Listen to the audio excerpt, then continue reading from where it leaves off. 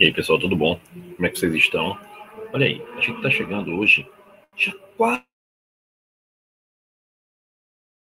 A gente escolheu 10 temas, 10 semanas, e que não foi assim. A gente não começou de uma aula 1, aula 2, aula 3. Acho que temos 10 temas que são importantes, mas que não se relacionam diretamente, e que é importante que você perceba onde é que você tem um pouco mais de dificuldade, qual é a base, qual é a necessidade que você está tendo ali.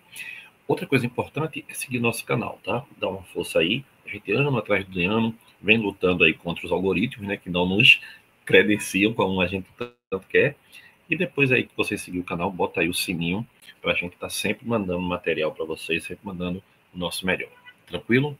Vamos embora. Então vamos lá, pessoal. O desafio da gente hoje em Química Verde. Na verdade, a gente vai pegar, tá certo, química verde, e a partir disso a gente vai falar de várias aplicações da química. Então, primeiramente, a gente vai falar do desafio ambiental da sustentabilidade. Tranquilo? Então vamos lá, vamos começar falando disso. Então,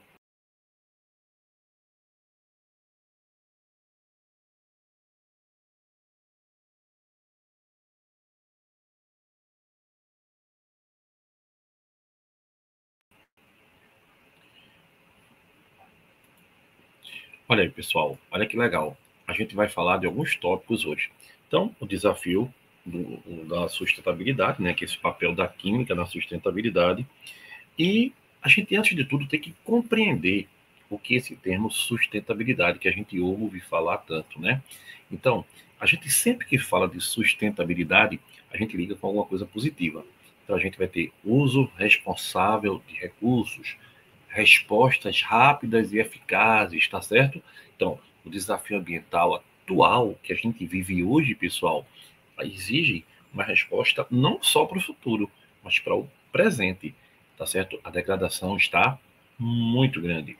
A gente sente muito mais calor do que sentia antigamente, geleiras derretendo, as águas subindo, poluição a olhos vistos. Então, o que é que acontece? A química deve ser a aliada. Agora, quando a gente começa a falar disso, a gente lembra que existem vários tipos de poluição.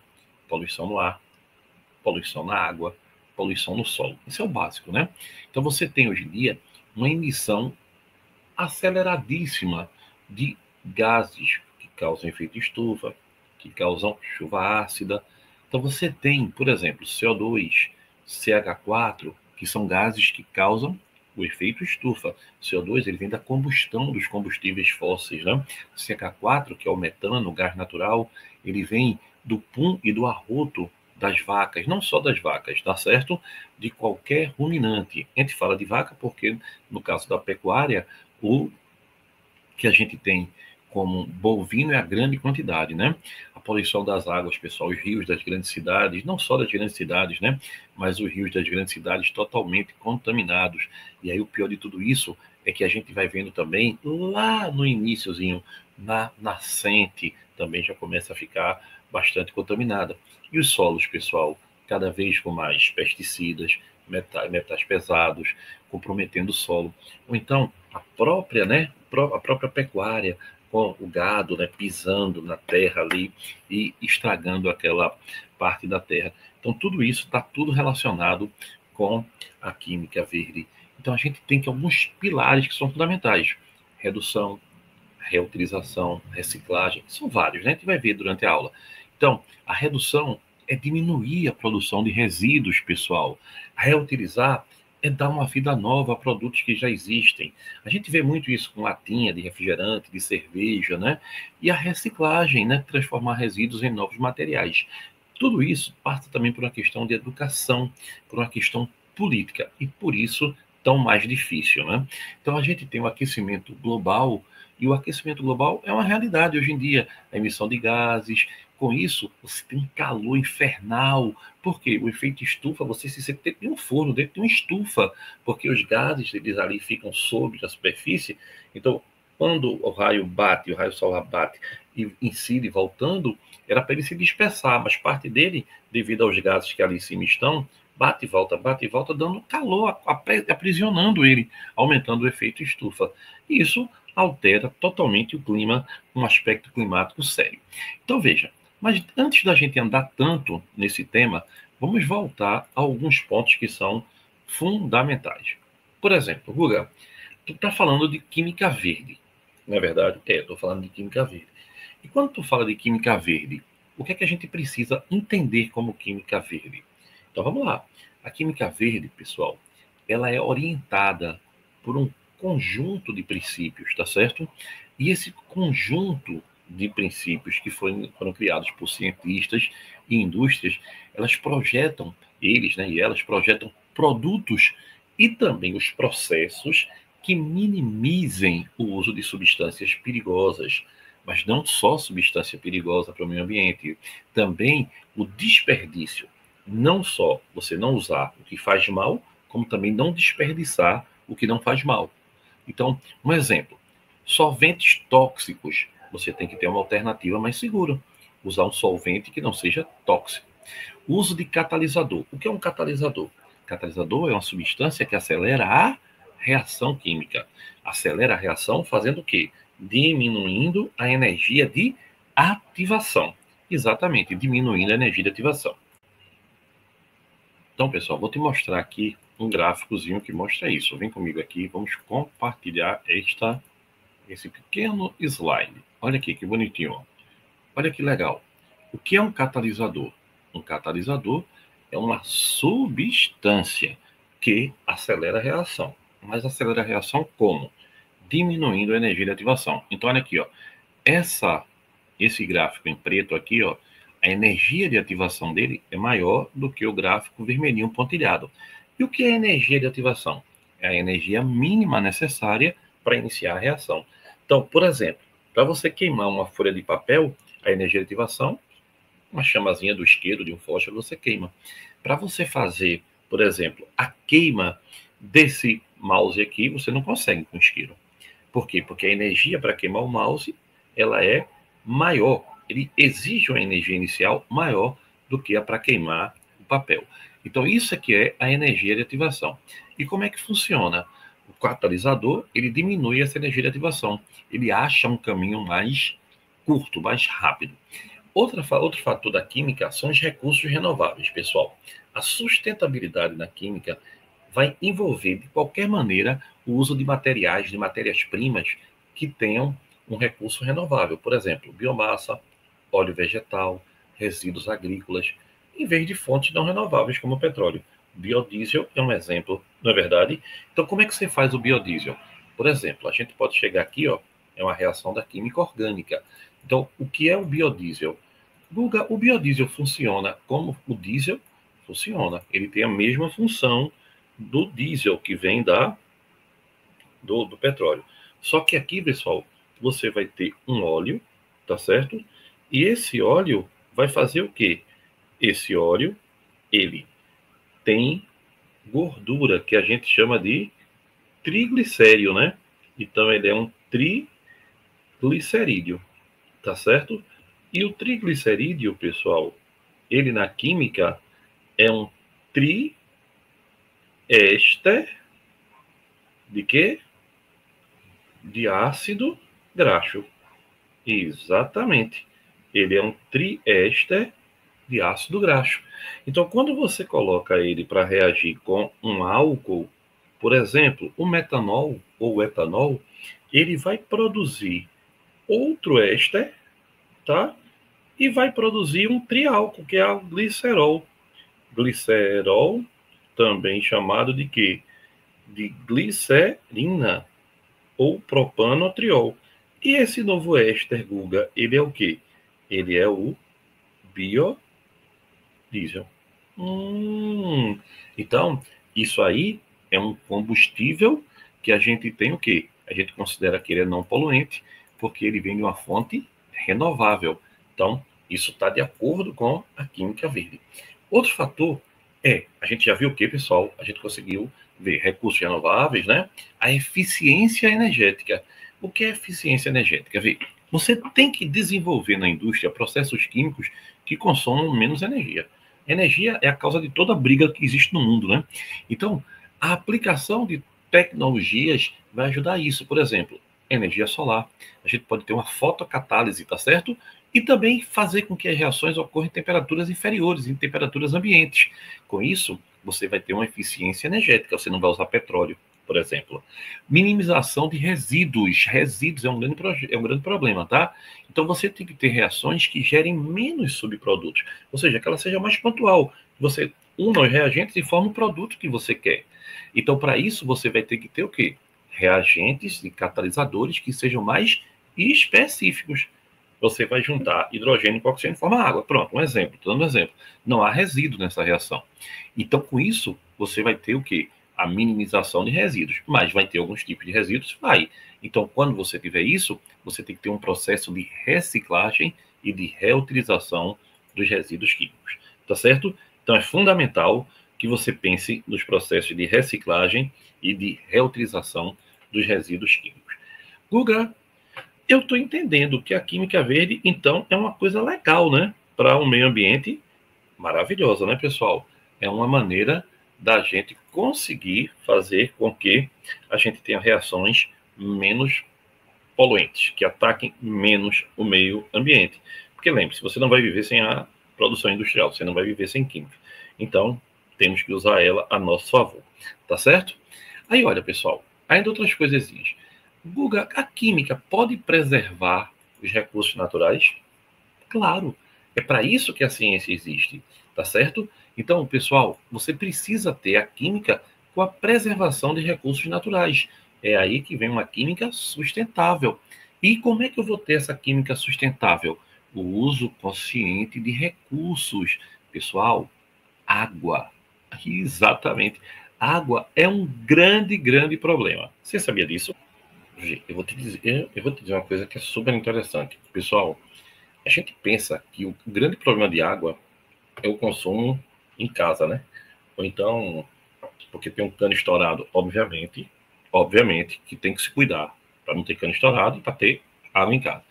Mas cerca de 70% da água doce retirada dos rios, dos lagos, dos aquíferos, ela é destinada à agricultura. 70% agricultura e pecuária. 70% de toda a água potável, ela não vai para casa de ninguém, não. Ela vai para a agricultura e para a pecuária, para o agro, tá certo? O restante é dividido em 20% na indústria e para o uso doméstico é 10%. No Brasil, aproximadamente 72% da água doce é usada no agro, tá certo? E, olha bem, 10 a 30%, essa variação depende da região, é para a pecuária. Então, vê, agricultura, você tem a irrigação. Na pecuária, tem a água direta, que é para o abate, para a limpeza, consumo animal, né? E também tem a água indireta, que é a produção de ração e de pastagem. Agora, pessoal, preste atenção. 1 quilo de carne bovina equivale a um gasto de 15 mil litros de água durante todas as etapas, até chegar no abate do animal. Tá certo? Agora, outros fatores. Não, vou repetir para tu. Deixa eu olhar para tu. 1 quilo de carne bovina, para chegar a 1 quilo de carne bovina, 1 quilo, foram gastos quanto em todos os processos até chegar ao abate? Isso mesmo, 15 mil, um pouquinho mais de 15, viu? Mas estou botando 15 mil. Dá para tu? E também tem fatores que aumentam o consumo d'água, né? Ineficiência da irrigação, produção intensiva de carne. A pecuária industrial exige grandes áreas de pastagem, né? Porque aqui no Brasil fica tudo solto, né? E a expansão agrícola. Então, pessoal, lembrar, tá certo? Como é que a gente pode reduzir esse consumo de água? Agricultura sustentável, pecuária sustentável e tecnologia. Então, veja, tudo passa por esse processo que a gente está falando aqui desde o começo. Então, até aí, a gente já sabe como é importante você entender esses princípios e como isso é importante para uma prova hoje em dia. Não só para uma prova de química, não. É também importante até mesmo para você ter argumentos para um vestibular, né, para uma redação. Então, outro detalhe é a redução, né, dos impactos ambientais. Minimizar resíduos, reduzir impactos ambientais. Neutralizar os poluentes, materiais biodegradáveis, como eu mostrei agora há pouco. Então, não esquece isso, tá certo? Você tem que ter produção de bioplástico, catálise ambiental, tratamento de água, tudo isso vai ajudar muito a química verde, a nossa vida também nesse planeta Terra. Aí vem cá, pessoal, olha para cá para uma coisa bem legal que tu vai gostar da gente conversar agora. Vê. Todo mundo fala de aquecimento global, não é verdade? É. E os efeitos de estufas aí da vida. É verdade. Mas olha, lembre-se, tá bom? O efeito estufa, um dos grandes responsáveis pelo efeito estufa é o quê? O gás do pum da vaca, que é o metano, certo? CH4, que é o chamado metano, que é também chamado de quê? Biogás, gasolixo, né? Ou gás do pum da vaca, certinho? Certo, tá? Ele é um dos grandes responsáveis pelo efeito estufa. Uhum, exatamente. Outro também é o quê? O CO2, que é o gás carbônico, né? Guga, como é que eu tenho gás carbônico prioritariamente? A queima de combustíveis fósseis, tá? Isso aqui é o chamado hidrocarboneto, que vem de onde, pessoal? O hidrocarboneto vem de onde? Exatamente, vem do petróleo, né? E seus derivados, gasolina, querosene, óleo diesel, óleo combustível e tal. E aí, olha, quando isso reage com O2, produz CO2 e água, na chamada combustão, o quê? Completa. Então, ó, na combustão completa, você tem a liberação de CO2, que é um dos gases que causam o efeito estufa. O metano também. E só lembrando, né? O efeito estufa é o que, pessoal? Você fica aqui, ó, cheio de CO2, cheio de metano, cheio de metano, cheio de CO2. E o que é que acontece? Lá vem os raios solares. Lá vem o sol. Quando bate, era para ele dissipar, mas parte dele não dissipa, volta. Aí parte dissipa, parte volta. Parte dissipa, parte volta. Então aqui você tem o chamado efeito de estufa, né? Efeito estufa. O aumento da temperatura e com isso tudo que decorre desse aumento da temperatura. Derretimento de geleira, né? Mudança climática, calor. Agora veja, não confunda efeito estufa com chuva ácida. Os gases da chuva ácida são a partir do enxofre, esse X é porque pode ser SO2, SO3, tá? E dos gases do nitrogênio. Esse X é porque pode ser N2, NO2 e tal. Então, o que é que acontece? Pessoal, a chuva ácida, ela é uma chuva que deve ter o pH menor do que 5,4. Sabia disso? É, pessoal, não é brincadeira não. Deixa eu botar aqui o quadro para a gente poder ver. Olha que legal, ver. Imagine que você tem aqui, ó, CO2. Veja, CO2 é um gás que é do efeito estufa, não é verdade? É, isso está ficando feio aqui, deixa eu ajeitar aqui. Agora. Então, vê, quando ele chega na atmosfera que reage com a água, ele forma H2CO3, que é o chamado ácido carbônico. Uhum. E daí, Guga? O ácido carbônico, ele tem um detalhe. Ele é instável, quebra, tá? E é muito fraco. Então ele quebra dando CO2 e água. Logo, esse ácido, ele não causa o quê? Efeito estufa. Ah, entendeu agora? Agora vê que onda. Imagine aqui que você tem enxofre, reagiu com O2. Aí deu SO2. SO2 continua reagindo com O2. Aí deu SO3. Aí SO3 reagiu com água. Aí deu H2SO4. Aí, pessoal, aqui sim, aqui é uma chuva ácida. Por quê? Porque como está formando um ácido forte. Exatamente. Então, vê, para ser chuva ácida, deve haver a formação de um ácido forte. Não é de qualquer ácido, não, meu filho. É de um ácido forte, exatamente. Então, aí, a partir disso, você pode dizer aquela região ali está com chuva ácida.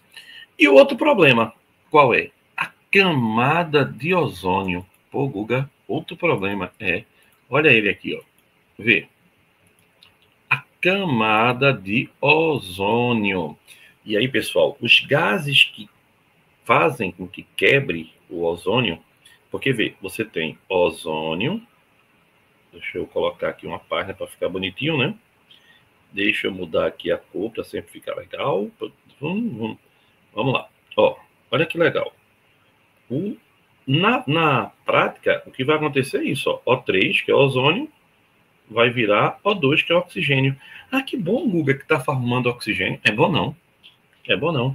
Porque aí você está transformando um gás protetor da atmosfera em oxigênio que tem grande abundância, não precisa mais. E esses gases que causam esse problema são chamados os CF6, que são chamados de clorofluorocarbonados. Por exemplo, os freões, né? Freões, já ouviram falar disso? Uhum. Olha aí, ó. Então você tem CF2Cl2, tá? CHCl, CHCl3. Esses gases, eles quebram a camada de ozônio. E aí, pessoal, a radiação ultravioleta e ultravioleta, pum, incide de uma vez só. Então, a camada de ozônio, ela, olha aí, ó, ela bloqueia, ela faz o quê? Ela bloqueia a radiação ultravioleta prejudicial, protegendo a vida na Terra. É verdade. Os CF6 e outras substâncias químicas que saem no aerosol, nos ar-condicionados, eles destroem a molécula de ozônio, aumentando o quê? A radiação ultravioleta e, entre outras coisas, né, aumenta a temperatura, dano à agricultura, a pele, doenças e por aí vai. Então, todos esses problemas a gente está relacionando o quê? Problemas climáticos que você vê muito nas aulas de geografia. Mas eu queria falar sobre uma coisa que é bem legal, pessoal. Vê bem, quando a gente fala de química verde, existe uma tal de biorremediação. Preste atenção, vou falar bem devagarinho, tá? Biorremediação, bio é vida, né? Remediar, cuidar, né? Então, a limpeza natural, biorremediação, que você vai usar micro-organismos para degradar, para destruir, para comer substâncias poluentes em ambientes contaminados. Então, você tem para limpar solo, limpar água, contaminar regiões de óleo, pesticida, que está cada vez pior, e tantos outros poluentes, né? A vantagem é que é um método natural. Então, é um método que você vai ter uma técnica tradicional e você vai ter um menor gasto financeiro e uma ótima saída para o problema. Então, deixa eu te falar. Quando a gente fala de biorremediação, anota isso, é importante. Essa aula é muito blá blá blá, né? Mas aporta isso. Organismos vivos, geralmente são quais aí que a gente vai usar? Bactérias e fungos. Eles são capazes de metabolizar alguns contaminantes, tá certo? Então, durante esse processo, o poluente ele é transformado em compostos menos tóxicos. Então, nessa degradação, ele pode se transformar em água, CO2 e biomassa, de um modo geral. Então, o mecanismo biológico disso, você pode perguntar aos seus professores de biologia, né? Depende da reação bioquímica. Então, a gente tem, por exemplo, ela pode ser natural ou pode ser induzida, tá certo? Ela pode ser uma reação natural, pode ser uma reação que você induza no processo industrial, no processo de limpeza. Então, veja, tem a biodegradação e a bioacumulação. A biodegradação, o micro-organismo utilizado, ele faz o quê? Ele come o contaminante, tá? A bioacumulação, os organismos, melhor falando, né? Eles absorvem contaminantes, como no caso os metais pesados, concentrando no seu próprio corpo. Então, vê, biodegradar. O que é biodegradar? Quando você diz assim, ó, isso é biodegradável, é que você sabe que vai ser o quê? Vai ser consumido, né? Então, no caso dessa limpeza natural, você tem o quê? Biodegradação, certo? Tá? Você tem a biodegradação. Mas você também tem o quê?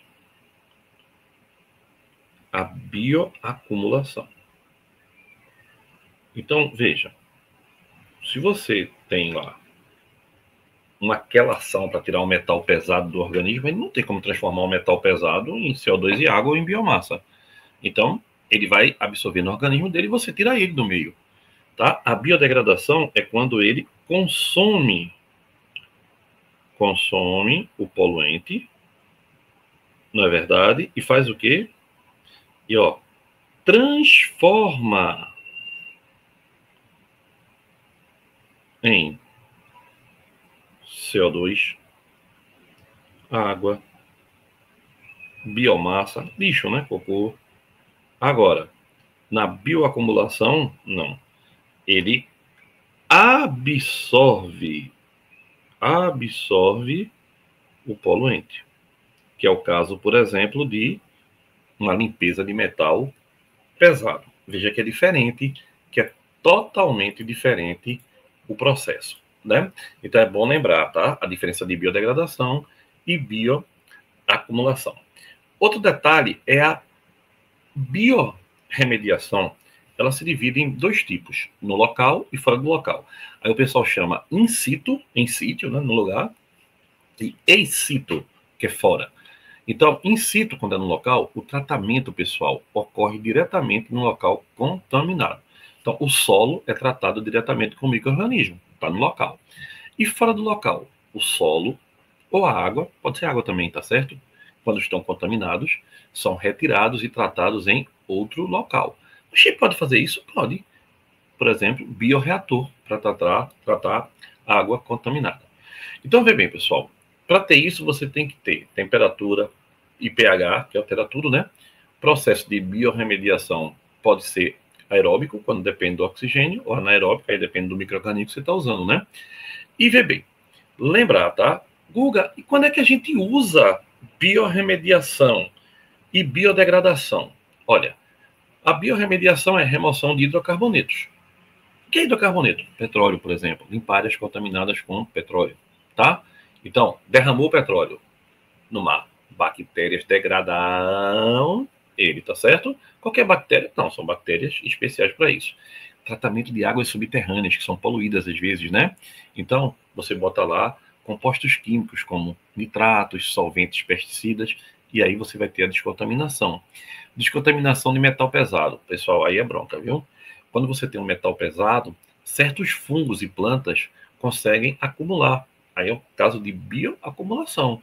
Então, metais como o chumbo, como o cádmio e o mercúrio, tá? Eles puxam e ficam no seu próprio tecido. Tira, né, do organismo que você quer limpar e vai deixando. Então, isso é importante, tá? Outro detalhe é que você tem, nem todos os contaminantes são biodegradáveis.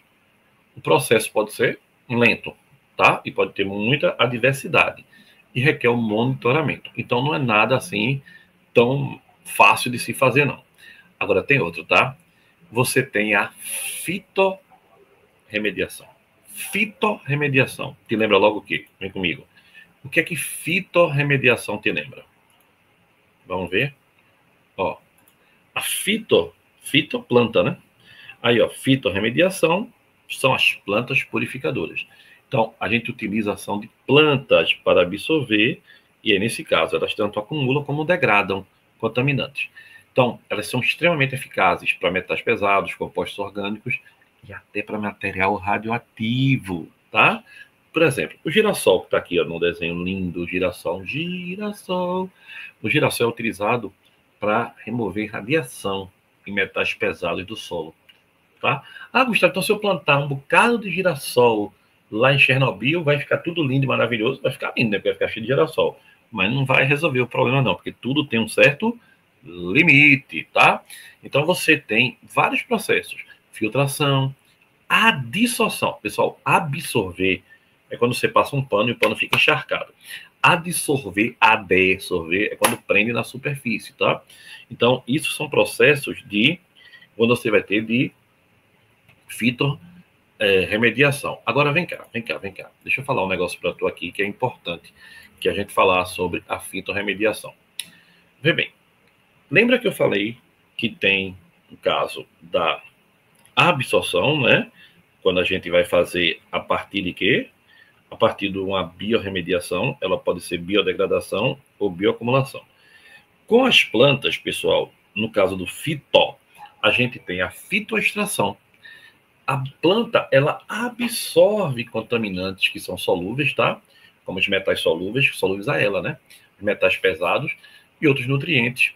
E esses contaminantes, pessoal, eles são acumulados nas partes das plantas, tá? Geralmente caules e folhas. Então, vê bem, após o crescimento, as plantas podem ser colhidas e descartadas, porque ela extraiu, mas ficou nela, tá? Então, lembre-se, quem é que é uma planta que acumula bem? São gerânios, eu acho que é gerânio o nome, não tenho certeza não. Eu sei que o girassol é. E a fitodegradação. Aí, nesse caso, as plantas, vê bem, pessoal, fitoacumulação ou fitoextração é uma história, tá? A fitodegradação, a planta libera uma enzima, que é um catalisador que acelera a reação, e esse catalisador, ele faz o quê? Ele quebra o que você está querendo lá e mata aquele processo. E se for uma substância contaminante como mercúrio e compostos orgânicos voláteis, eles podem ser fitovolatilizados. Não ajuda muito não, viu? Porque o mercúrio, você tirar ele do rio e ele volatilizar, ele vai ficar no meio ambiente ainda, não é uma das melhores saídas. Então, lembra bem, pessoal, você vai ter qual é a importância dessa fitorremediação. Remoção de metal pesado, descontaminação de água, recuperação de solo, controle de derramamento de petróleo, tratamento de água industrial e por aí vai. Só que tem limite. Então, é lento. Uma planta, você vai crescer planta, cresce planta, que não é assim, né? Depende da condição ambiental, restrição do tipo de contaminante, né? Qualquer contaminante, né? E também acumula o poluente, porque você depois tem que jogar a planta em algum lugar também, tá? Então você tem algum probleminha. Agora, na prática, por exemplo, remover chumbo do solo. Uma área industrial está contaminada com chumbo, metal pesadão. A mostarda indiana é plantada nessa área. As plantas vão absorvendo o chumbo do solo, acumulando em suas folhas e seus caules. Após várias colheitas, o solo está praticamente descontaminado. É muito legal, né, pessoal? Então, veja. Lembre-se. Guga, e o que é? Como é metal pesado? Pessoal, chumbo, tal, cádmio, esses metais entram em ingestão, água contaminada, né?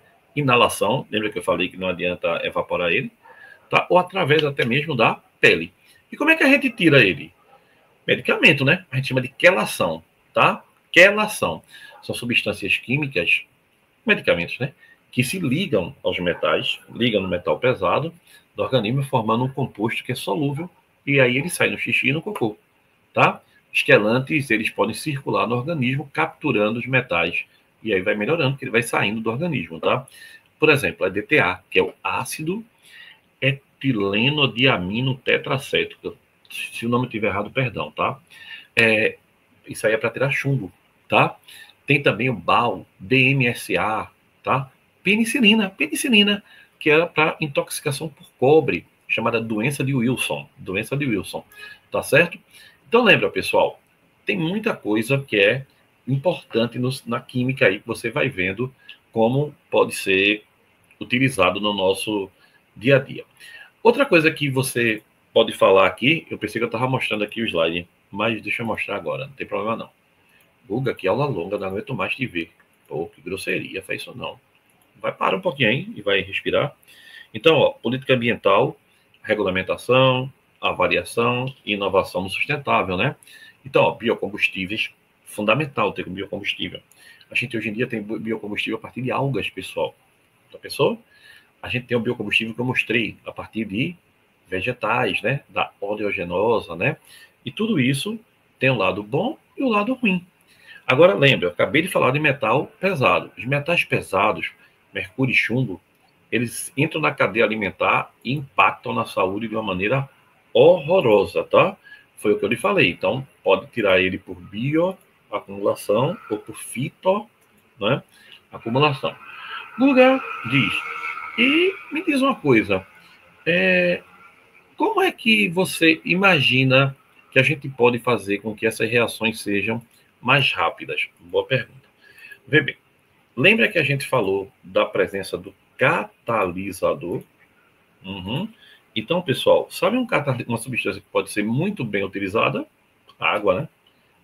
Transformando as soluções em soluções aquosas, aí acelerando o processo. Não é que ela seja um catalisador, mas é um meio facilitador. A inovação da reciclagem de plástico também é outra maneira de melhorar, né, o nosso dia a dia. Lembre-se, plástico, pessoal, ele vem de quem? Por exemplo, plástico vem do eteno. E o eteno vem do petróleo. Aí ele sofre uma reação chamada polimerização por adição. Polímero é uma macromolécula formada por unidades menores que se repetem.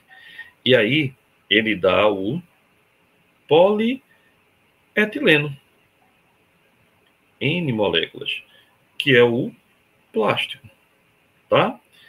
Só que esse polietileno, ele pode ser formado de várias maneiras. Por exemplo, existe o chamado plástico verde, tá? O plástico verde, preste atenção, não é biodegradável. Oxi, qual é a vantagem, Guga? A vantagem é que ele vem de uma planta.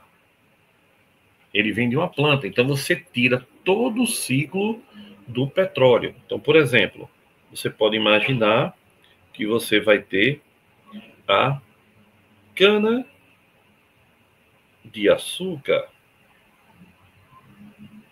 Aí a cana de açúcar, tá? Ela dá a sacarose. Caldo de cana, né? A sacarose sofre hidrólise, aí dá glicose. Aí a glicose fermentação é a quebra da glicose da CO2 e C2H6O, que é o etanol, é o álcool da cachaça mesmo. Aí o álcool desidrata, aí dá o eteno. Aí o eteno polimeriza, aí dá o polietileno. E por que ele é verde, o nome dele? É porque ele vem de uma planta.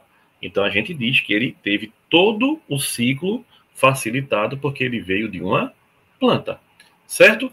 Então veja, biomateriais, criação de materiais a partir de fontes renováveis, catalisador eficientes também, né? E substituições de solventes tóxicos por substâncias melhores para o dia a dia.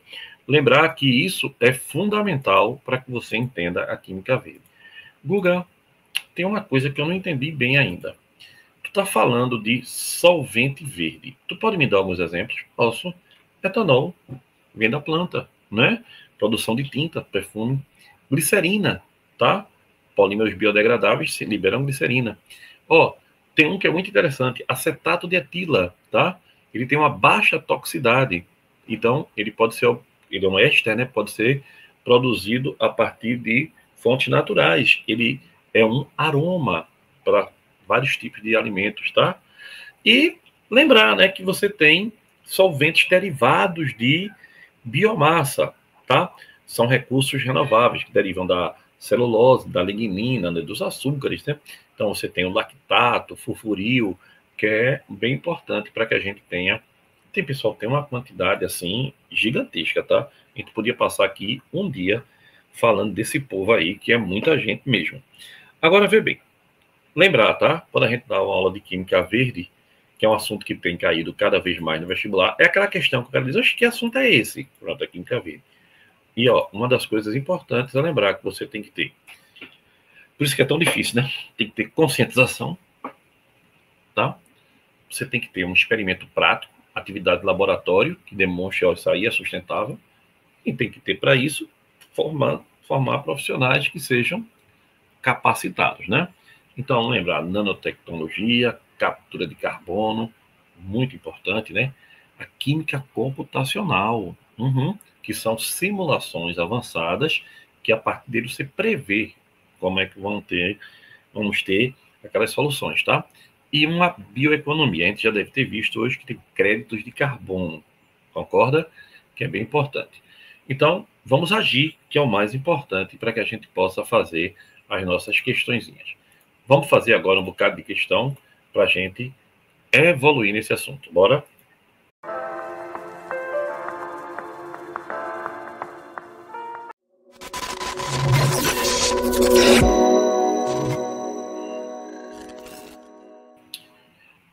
Voltamos. Agora para os exercícios. Vê que legal.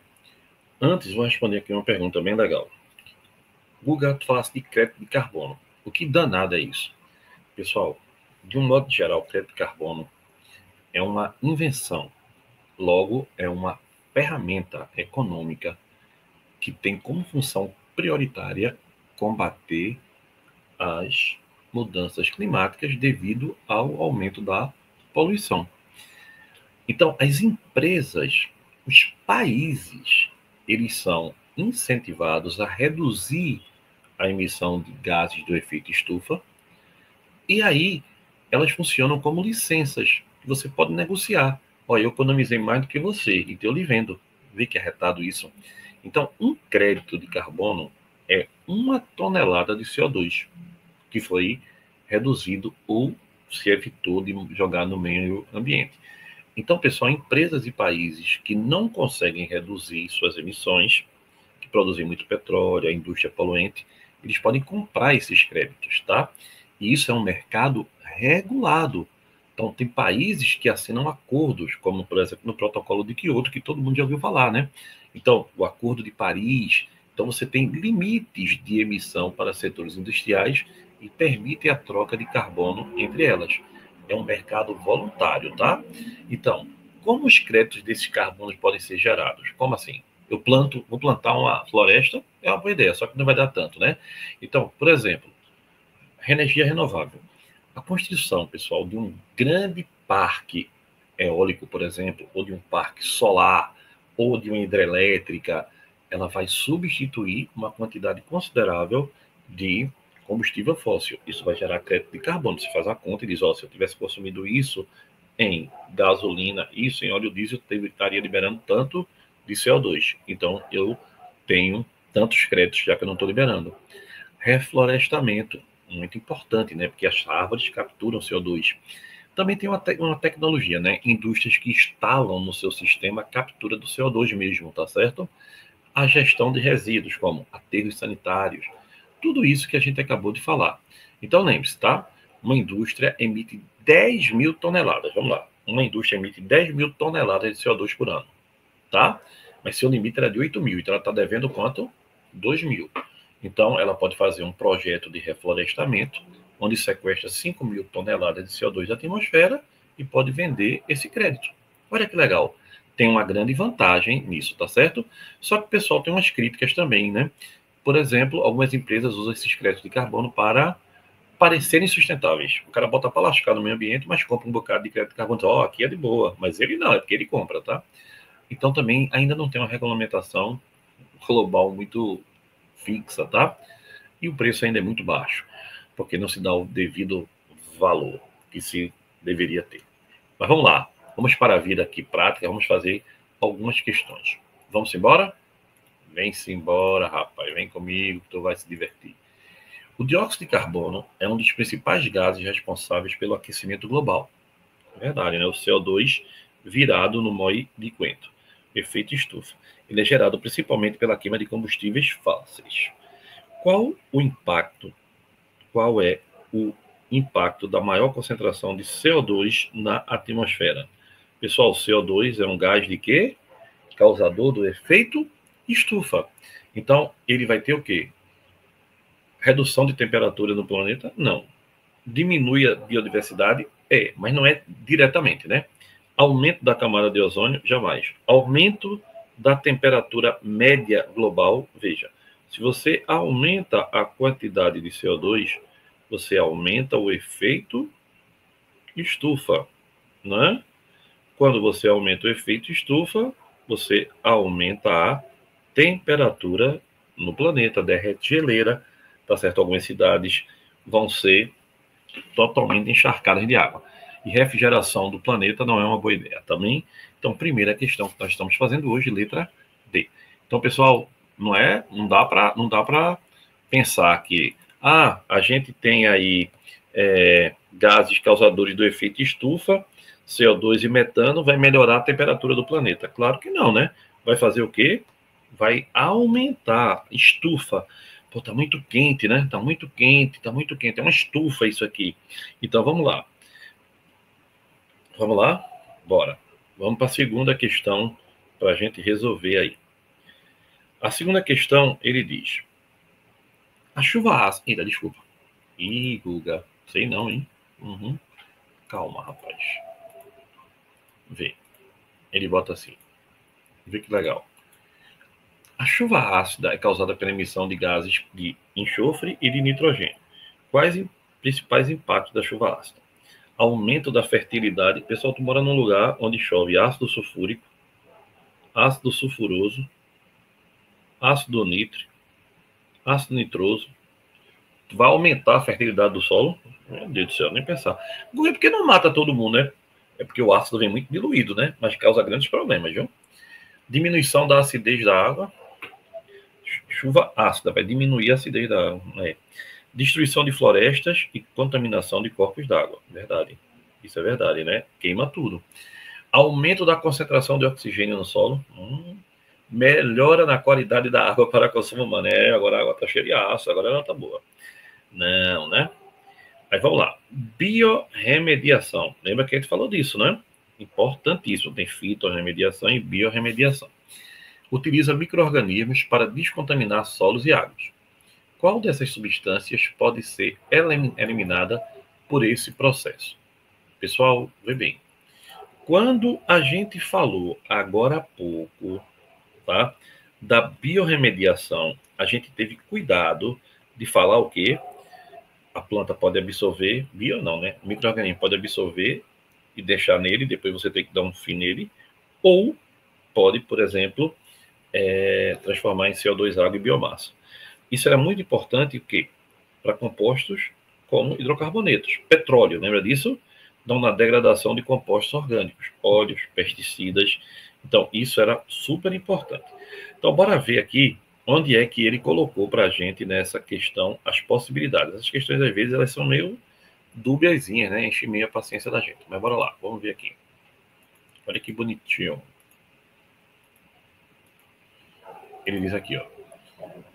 A biorremediação utiliza micro-organismos para descontaminar solos e águas.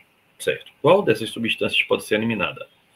O pessoal vê metais pesados, biorremediação pode, né? Mas não é o melhor. Compostos orgânicos como hidrocarbonetos, verdade. Verdade. Aqui pode, tá? Mas aqui é melhor. Então a gente responde o que é melhor. Ácido sulfúrico? Não, né? Águas residuais nem plástico. Então, lembrando aqui, letra B. Guga, e a terceira questão agora fala tal de um CFC. O que é CFC? CFC, pessoal, são chamados clorofluorcarbonados. São os freões, são os haletos. Eles são responsáveis pela quebra da camada de ozônio, com isso toma radiação ultravioleta no pessoal, né? O pessoal, inclusive a gente, né? No meio ambiente, em todos os lados. Vamos lá, vamos ver o que é que isso aqui nos responde. Vem comigo. Ó, a utilização dos clorofluorcarbonos está diretamente relacionada à destruição da camada de ozônio. Quais são as principais consequências dessa destruição para os seres vivos? Aumento da incidência de câncer de pele e danos à fauna marinha. Verdade, né? Aí aqui, ó, vamos ver o resto. Aumento da fertilidade do solo. Ó, o solo agora está cheio de sol aí, então beleza. Melhora da qualidade do ar? Não. Proteção contra a radiação ultravioleta? Não. Refrigeração global? Claro que não. Tudo que aumenta a temperatura é ruim. Lembrando, pessoal, que o CF6, por exemplo, aqui, ó. Vamos imaginar aqui, ó. CH3, por exemplo, aí. Lá vem o ozônio, ó. Lá vem o ozônio aqui, bonitinho. Aqui é o ozônio. Aí veja. Esse cara, ó, a ultravioleta bate aqui nele, ó. A radiação ultravioleta. Quando bater nele, vai formar isso aqui, ó. CH3 mais Cl. Isso aqui é um radical, tá? E radicais são extremamente o quê? Reativos, porque ele tem um elétron desemparelhado. Aí esse radical ataca o O3, aí forma isso aqui, ó. Não tá aqui? Ele vai quebrar, vai formar ClO mais O2. Então ele quebrou a camada de ozônio formando o oxigênio. Tá certo? Por isso que ele faz tanto e tanto mal. Não é legal, pessoal? Tira um print aí, que é legal. Vê, a química verde visa a criação de produtos e processos com menor impacto ambiental. Qual das alternativas é um exemplo de química verde?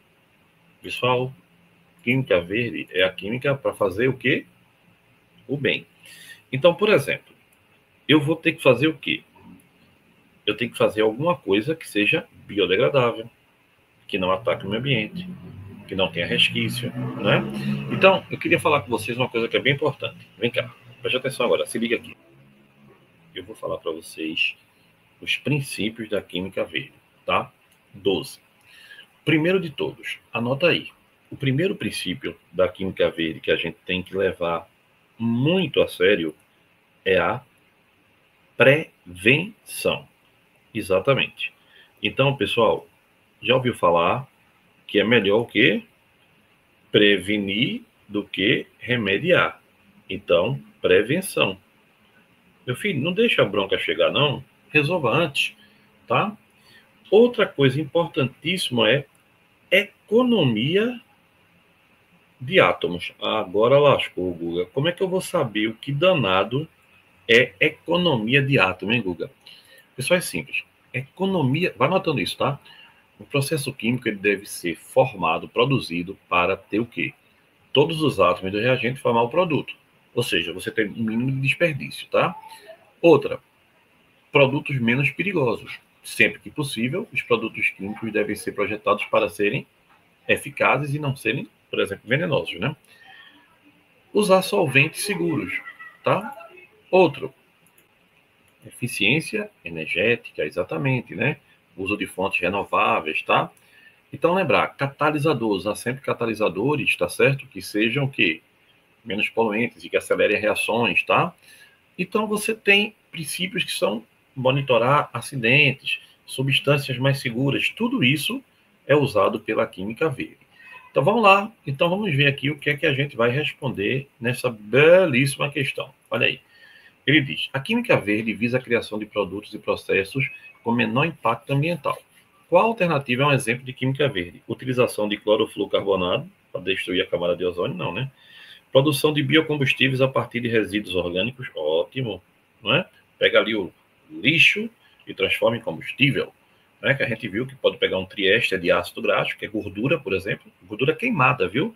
A gordura queimada da panela lá, tá? De grandes hospitais, de grandes restaurantes, de grandes indústrias, e transformar, reagindo com álcool, porque a gordura tem um triéster, um éster, que reage com álcool, forma outro éster, que é o biodiesel, biocombustível, e formando o glicerol, que é um álcool. Aí, aumento da produção de plástico não biodegradável. Plástico não biodegradável é altamente poluente. Queima de carvão para geração de energia. Meu Deus, carvão é altamente poluente. Uso de pesticida no cultivo de alimentos. Não, não é uma boa ideia, não, tá? Tire isso da cabeça. Vocês nem imaginam, tá? Os princípios que estão aparecendo aqui na vida. Vamos lá, vamos para mais um aqui que é bem legal. Vamos embora, tá quase terminando. Só falta 1h30 para terminar, para liberar vocês. Vamos. A fitorremediação, a partir das plantas, né, utiliza plantas para descontaminar o solo. Qual planta é comumente utilizada para remover metais pesados do solo até radioatividade, né? Girassol. Um girassol nos seus cabelos, tá? Girassol. Alface, rosa, peixe. Meu Deus, peixe é tora, né? O cara botar fitorremediação, não marcar peixe. Meu Deus do céu. Não faço isso não, viu? Então, girassol. Aí vê, pessoal. A gente vai ter aqui várias outras questões, tá? Para trabalhar esse assunto. Você vai receber, né, suas questõezinhas divertidas para a gente poder se divertir até agora. Mas vê, o mercúrio, ele é um metal pesado, por exemplo, se usa muito ele em ouro. Em ouro? Como assim? Pessoal, quando se tira ouro de forma, assim, artesanal, o ouro, ele vem com a areia, e aí passa na bateia, a água leva ele, chamada levigação, né? Leva a areia e o ouro, como é mais denso, fica. Para aumentar essa densidade e perder menos ouro na levigação, alguns botam mercúrio, é proibidíssimo, tá? Aí forma uma liga e depois aquece. Aí o mercúrio, como tem um ponto de ebulição menor, evapora. Só que ele continua no meio ambiente, é uma bronca. E aí a bronca é que ele tem danos ao sistema nervoso central. Ele é tóxico, é um metal pesado. Então ele afeta o sistema nervoso central, principalmente em altas concentrações. Então, tem um mal de Minamata, né, conhecido bem, depois tu olha isso no YouTube, é bem legalzinho. Vou tentar até colocar aqui para você. Mas, vamos lá. Aí ele pergunta nessa belíssima questão que nós estamos fazendo aqui, exatamente o que? O mercúrio, sim, mas deixa eu compartilhar, senão fica difícil, né, Luda? Concordo. Ele bota aqui, ó. O mercúrio é um metal pesado presente em várias atividades industriais. Ele é altamente tóxico e pode causar graves problemas de saúde. Qual o principal risco de mercúrio à saúde humana? Câncer de pulmão, envenenamento por ingestão, doenças cardíacas, alergia respiratória ou danos ao sistema nervoso central. Todos são plausíveis, possíveis, mas o pior de todos eles é o dano ao sistema nervoso central. E aí a resposta fica sendo letra E. Pessoal, hoje a gente teve uma aula de química, né, com enfoque assim bem pegado na geografia. Concorda comigo? A gente falou de substâncias, que tem a questão da sustentabilidade, química verde, tal. Mas lembre-se, é importantíssimo que você entenda que isso é um assunto que os vestibulares tendem a navegar bem neles, tá? Porque tem muito essa questão do cotidiano, do dia a dia, da conscientização. Então é bom a gente estar sempre bem ligado nesse assunto. Tranquilo? Fica tranquilo e vamos embora fazendo zoada, que isso é que é o mais importante, não é verdade? Porque sem zoada a vida não tem graça. Entendesse? Vai. Qualquer dúvida, a gente tá por aqui. Tá certo? Um beijo.